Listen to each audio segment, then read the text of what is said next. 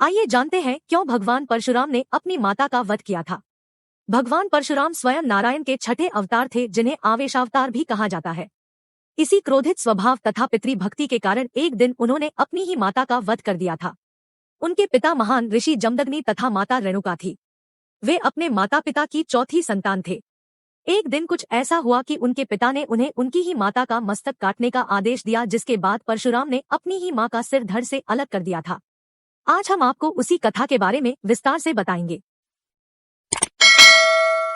एक बार परशुराम की मां रेणुका आश्रम के पास नदी में स्नान करने गई थी। वहां पर उन्होंने राजा चित्ररथ को अन्य अप्सराओं के साथ स्नान करते तथा क्रीड़ा करते हुए देखा। राजा चित्ररथ दिखने में बहुत आकर्षक तथा सुंदर शरीर वाले थे। अन्य अप्सराओं के साथ उनकी क्रीड़ा को देखकर रेणुका का मन भी प्रफुल्लित हो उठा तथा वह उसे देखती रही। इसी कारण उन्हें स्नान करके वापस आश्रम में आने में देरी हो गई। जब रेणुका स्नान करके वापस आश्रम लौटी तो उसके हाव भाव बदले हुए थे तथा उसके मन में अभी भी वही दृश्य चल रहा था। क्योंकि ऋषि जमदग्नि एक महान तपस्वी थे तो उन्होंने अपने तप के बल पर संपूर्ण बात का पता लगा लिया तथा रेणुका का मन भी पढ़ लिया। यह देखकर उन्हें इतना ज्यादा क्रोध आया कि उन्होंने अपने सबसे बड़े पुत्र को अपनी मां का गला काट देने का आदेश दिया।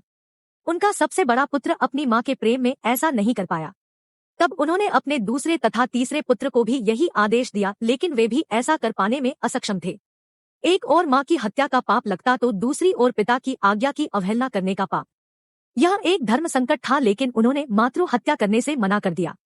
अपने पुत्रों के द्वारा स्वयं की ऐसी अवहेलना किए जाने पर ऋषि जमदग्नि को अत्यधिक क्रोध आ गया और उन्होंने अपने तीनों पुत्रों को श्राप दिया कि वे अपना विवेक, बुद्धि तथा सारा ज्ञान खो देंगे। इसके पश्चात ऋषि जमदग्नि ने अपने सबसे छोटे पुत्र परशुराम को अपनी मां रेणुका का मस्तक धड़ से अलग करने का आदेश दिया। पिता का आदेश मिलते ही परशुराम ने बिना देर किए एक पल में अपनी मां का सिर धड़ से अलग कर दिया। देखते ही उनकी मां निष्प्राण हो गई तथा लहू की धारा फूट पड़ी। यह देखकर परशुराम के पिता जमदग्नि अत्यधिक प्रसन्न हुए तथा परशुराम को स्नेहपूर्वक कोई वरदान मांगने को कहा। परशुराम ने समझदारी से काम लेते हुए अपने पिता से 3 वर मांगे।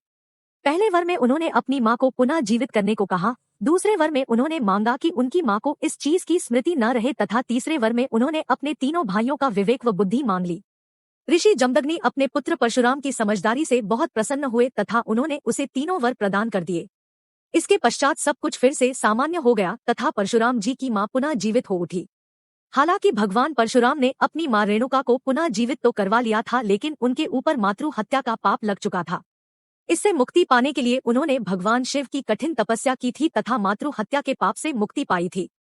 और भी ऐसे वीडियो देखने के लिए हमारे चैनल को सब्सक्राइब करें और अपना विचार कमेंट जरूर करें।